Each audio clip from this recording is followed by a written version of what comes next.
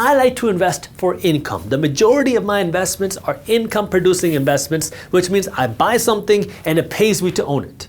You can compare that to a stock where I want to buy it for $100 and hopefully I can sell it for $200. The problem is I don't make any money until I sell, and I don't make any money if it goes up to $200 and then I actually sell, which is fine for some people, but I prefer the income for most of my investments. That means every time I take this money and I put it to work, I'm getting paid back. The goal for me is to earn this income as passively as possible. There's really no such thing as true passive income, but it can be kind of passive. So for example, if I invest in a dividend paying stock, this is where I'm investing in a company or a fund, and this company is going to pay me generally every 3 months, meaning every quarter, without me having to do anything. There are plenty of stocks, there are plenty of funds out there that do exactly that, where they have this extra cash sitting in their bank account at the end of the year, and instead of reinvesting this money back into the business, instead of saving that money, they just give it away to the owners.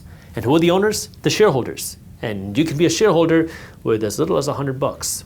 So if you start taking the money and you buy this, hopefully the stock will go up in value, but also along the way, they'll just keep sending you checks every 3 months. Now, it's not actually a physical check. The money generally just gets deposited into a brokerage account, which I like to reinvest to buy more of that dividend stock or fund, because now I just keep buying more cash flow. So I use this money to buy cash flow. When this pays me cash flow, I reinvest that to buy even more cash flow. And you can keep doing this until, well, whenever you're ready to start using this cash flow to pay your bills. The other one that I like is buying rental real estate. And the way this works is I'm gonna go out and buy a property, not with the goal of me actually living there myself, but to rent it out to someone else. And if you do this correctly, which yes, it is possible, you can put a tenant in the property. The tenant will then pay you rent. You can use that rental income to pay your property taxes, your insurance, your maintenance, your management fees, your property taxes, and your mortgage if you have one, and then put some money in your pocket every single month. It is difficult to get started. It takes way more work to get started. It takes more money to get started. It takes more headache to get started. You gotta meet more people. But once you figure it out, it is 100% possible. I know this because I've been doing this for more than a decade now, almost 15 years now. So yes, it is possible. It is possible today as well. It is possible tomorrow as well, and it will continue to be possible. Sometimes you got to be a little bit more picky. It is difficult, but it is possible for the people that are willing to put in the work. If it was easy, everybody would do it, but it is possible if that's something that you're interested in. And the nice thing about rental real estate is, in addition to the cash flow, you own a hard asset because you can see, feel, and touch the property, and you get a bunch of tax breaks as well that you don't get here. When you earn your money from dividend-paying stocks, you do pay lower tax rates than if you would have earned that same amount of money from your job, but you don't get the same tax breaks that you would get from rental real estate. Step number 6 is use the 8th wonder of the world, compound interest. Let me show you why this actually matters by putting some numbers to it. Let's assume that you go out and you invest $100 a month into a fund, a dividend-paying fund. I'm not going to say stock because individual companies have more volatility. Let's assume you're investing into a fund, an ETF, a mutual fund or index fund, and you invest $100 a month into this fund. And at the time of you investing your money into this fund, it's paying out a 3% dividend yield, which is $3 a share. That means for every $100 you invest, you're going to make $3 a year in dividends. Not a whole lot of money, but you stick with it. In addition to this $3 dividend a year, this 3% dividend a year, you see a 8% annual growth rate in the stock. We know that stocks in general go up, not always up, but in general over the long term. And this fund has an 8% annual growth rate, meaning you expect the stock to grow in value by 8% a year. And there's a 5% dividend growth rate, which means this company will also be making more money, and as they make more money, they start to pay out bigger dividends. And we're going to assume that they have 5% extra cash to pay out their dividends every year. That doesn't mean you're going to go from getting a 3% dividend to an 8% dividend.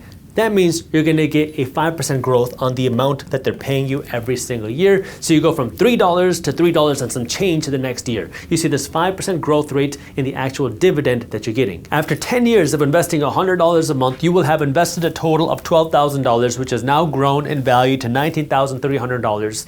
but this is also paying you a dividend of $620 a year. Now, if you say, Jaspreet, that doesn't sound like a lot of money, well, watch what happens as you start to let your money compound and grow. If we do this for another 10 years, you would have invested $24,000, which has now grown in value to $62,000, and you'll be making an annual dividend of $3,100 a year.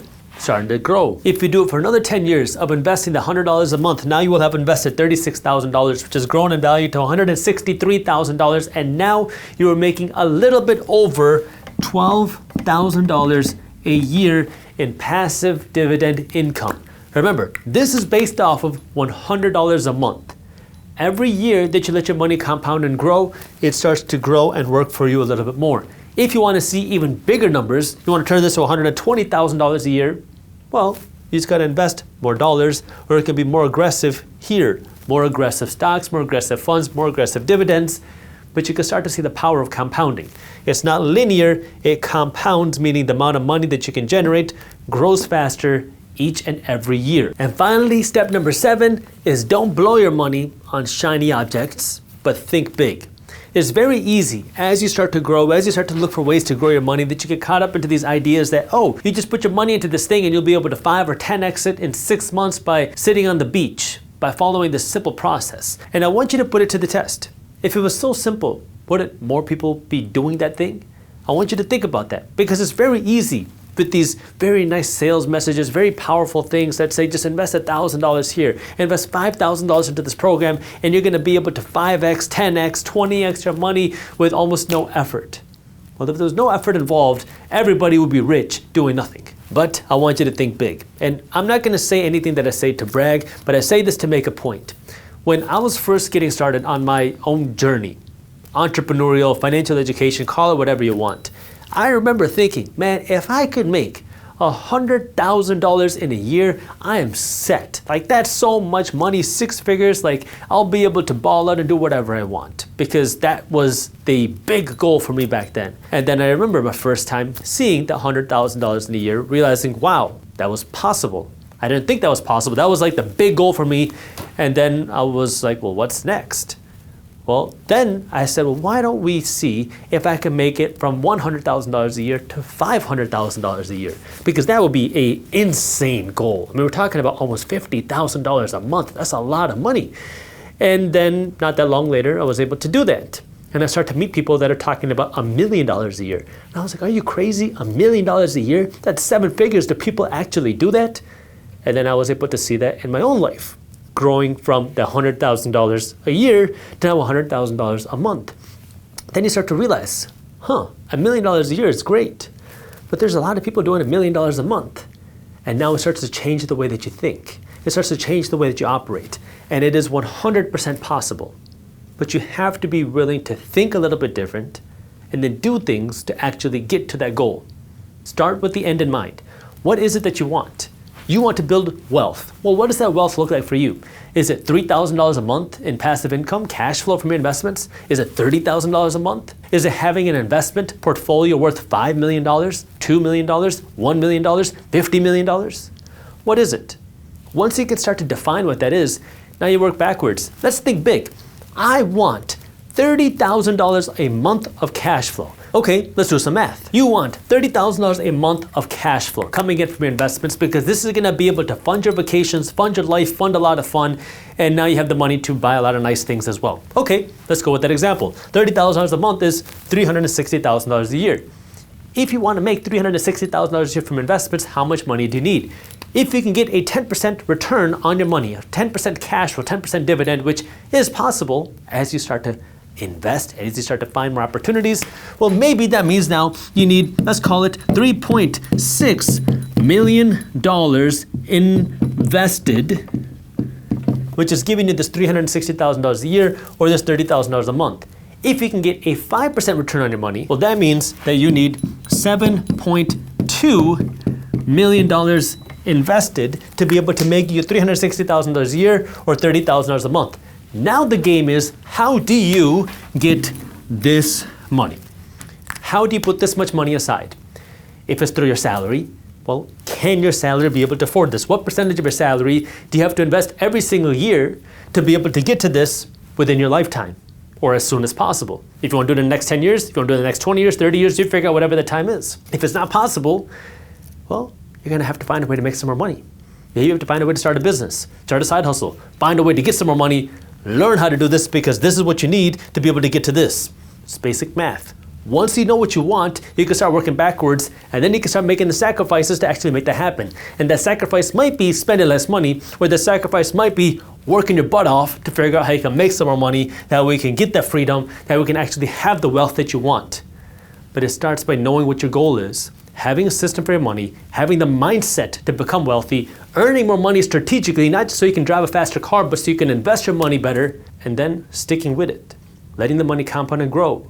Going through the ups and downs and not getting caught up in the shiny object syndrome, because it's very easy to get caught up in the very exciting stuff of these get-rich-quick schemes, but those get-rich-quick schemes are only making one person rich, and that person is not you. If you enjoyed this clip and you want to continue your financial education journey, I have another video that I think you'll love. All you got to do is click that button right over there. And for those of you who want to stay up to date on the top finance and business news, you can join Market Briefs, my free financial newsletter, by clicking that button below. Thank you for watching, and I'll see you in the next one.